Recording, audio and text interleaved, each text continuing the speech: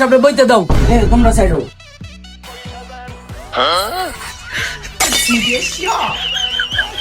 হ্যাঁ বিচার শুরু করেন। আরে মাদবর সাহেব আপনি নিচে বই রয়েছেন কে? লোমের পুত তুই চ্যাটান দে বলিস মাদবর আমি নাকি তুই চ্যাট দে।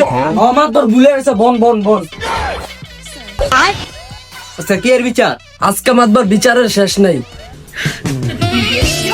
মাদবর পাবলিক দে বিচার কারে লিয়া? এই যে লোমের লইয়া। কি গো রুবিনা তোমার কি এর বিচার? মাতবর সাহেব হ্যাঁ মারে ফেসবুকে জিকিমিকি লাভতে জিকিমিকি লাভ কি ভালোবাসা?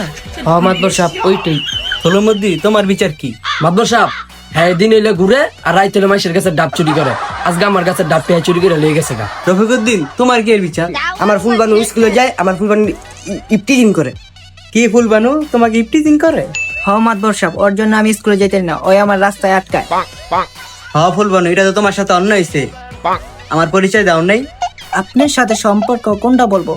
তুমি বললা না তুমি যে আমার বেস্ট ফ্রেন্ড। যা মাদবর সাহেব কি বলেন না, আমার তো শরম করে। মাদবর সাহেব আপনি আমার বিচারটা শুনলেন না? সে আমার বউকে জিকিমিকি লাভ পাঠায় এবং ফোন দেয়া বলে তুমি আমার বেস্ট ফ্রেন্ড হবা। ওই কি অক্ষবে কথা কয় নাকি ফেসবুকে? সব কথা কয় আবার ফেসবুকে মেসেজ দেয়। কি আসলে মধ্যে সবকিছু কি সত্যি? হ্যাঁ মাতবর সাহেব এটা সব সত্যি কথা।